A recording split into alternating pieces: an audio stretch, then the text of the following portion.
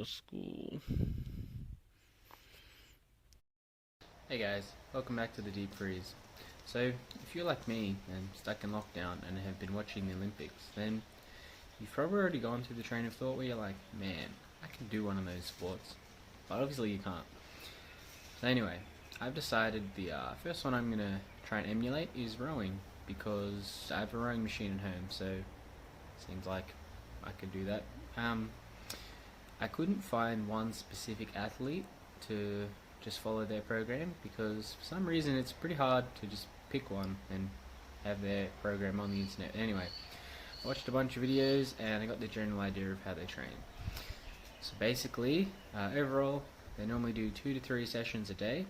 I'm going to do 3, just because I can. So the first one is normally the long session they do on the water. I don't have a boat or water, so I'm just going to use my rowing machine. The second session they do, normally indoors and on a rowing machine, so perfect for me. And then the last one they do is a weight session, and again, perfect.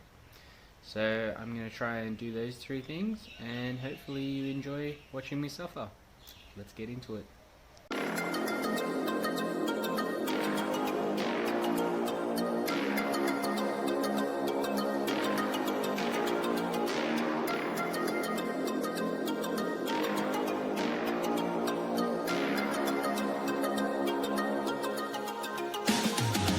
So I guess I must be becoming a boomer in my old age, because I don't know why the camera flipped and it was facing the wrong way. But basically, yeah, did 45 minutes of rowing and just did about a little bit over 9 kilometers. So they're really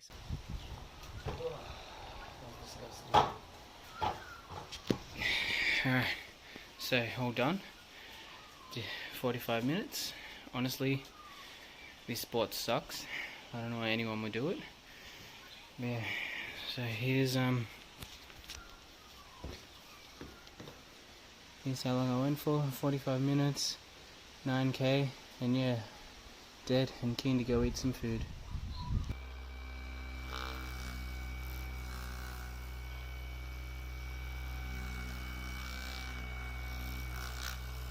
Okay guys, so rather than torturing you more than I'm torturing myself by making you watch more videos of me row, I reckon I'll keep this one nice and short. So basically, this second workout, I'm going to try and emulate an actual rowing event, or 2-kilometer sculling, which is what the actual event I'm doing is, I guess. And so I thought, what better way than to see how close I can get to world record? But apparently this sport doesn't have a world record. It's called a world's best, because weather can affect it. Like, what a joke of a sport if a bit of wind can slow you down, you know what I mean? But so the world's best is 6 minutes 30, and they also have an indoor world record, which is 5 minutes 35, and they also, the world record for 500 meters is 1 minute 11. So I'm going to see how close I can get to both of those. I know I'm going to be pretty far behind, but it'll be fun to see how close I can get. So yeah, hopefully you enjoy, and hopefully I don't pass out. Okay, done. 8 minutes 41.9. That was disgusting. And the rower kept moving. Made it so much harder. Fuck. 500 meters down. Last row of the day done. Ooh, I thought doing them back to back would be better. Get them over and done with quickly. I was wrong. That was disgusting. 1 minute 55 to do 500 meters. Ooh, done. On to the next workout. I'd like to briefly interrupt your regularly scheduled torture for a brief moment to appreciate these new mats I picked up today. There's so much more room for activities, because as you can tell, I'm amazing at arranging them. I'm sure that's not triggering anyone's OCD at all. But yeah, these will be fun because there's plenty more room to do some of the exercises I have planned for myself later today. So looking forward to that. Okay, so the final workout of the day has been devised based on watching a bunch of YouTube videos of elite rowers. I know that's not the best way to do it, but that was the easiest way I could do it. And I just basically picked out all the things that, similar things they all do. So first one we're going to do is some power cleans. I'm going to do some bench pulls, do some bench press, squatting because obviously I'm going to squat. That's my favourite thing to do, and it's the only thing I do based off most of my other videos. And some core work, which I'm not really looking forward to, because I hate doing that. So yeah, looking forward to it, and let's get into it.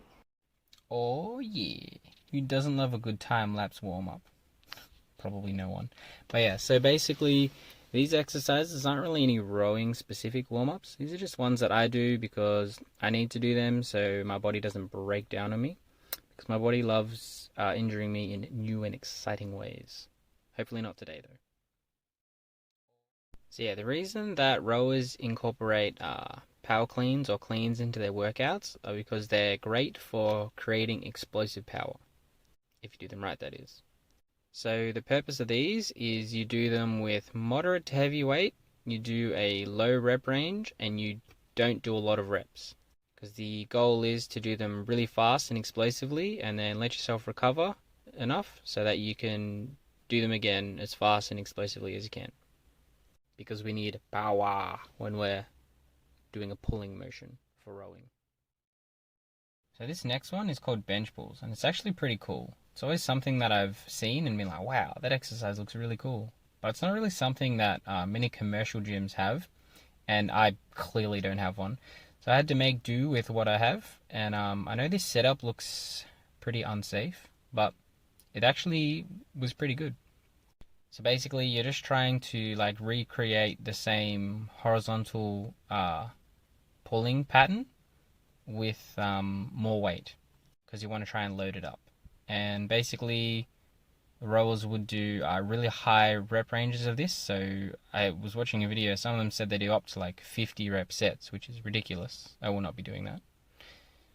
But yeah, it looked pretty interesting. So I know what you're thinking. Bench press. Wow, so boring. But it's actually quite important for a rower because they spend a lot of time in that horizontal pulling motion. And if you don't do any horizontal pushing, apart from your shoulders getting really messed up and unbalanced, what'll happen is when you get to one of those doors that says push, like you physically will not be able to enter because you've never pushed anything. Like you'll get to the door and you're just like, alright, well I guess I gotta go home now. Guys, I'm sorry, I let you down. I forgot to record myself squatting. I know that's what you all come to see. But I guess you just have to make do with watching me do core, which sends a shiver down my spine even thinking about it. Now, I don't really think core is that important, but I think that's just because I hate it.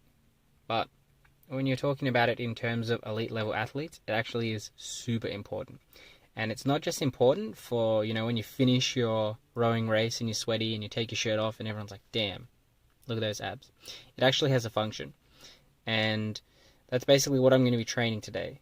So normally rowers do lots of rotational style core training, and I guess that's just to help them stay stable whilst they're rowing and not go off their rowing line or whatever. And then also I'm going to be doing a plank because who doesn't love a good plank? Well, definitely not me. But that one's important just for overall core stability, and it's quite easy to do, and it's pretty easy to progressively overload it. So yeah, thanks for watching, and I hope you guys took something out of today, because this was definitely harder than I was expecting. See you on the next one. Now, I don't really think core's that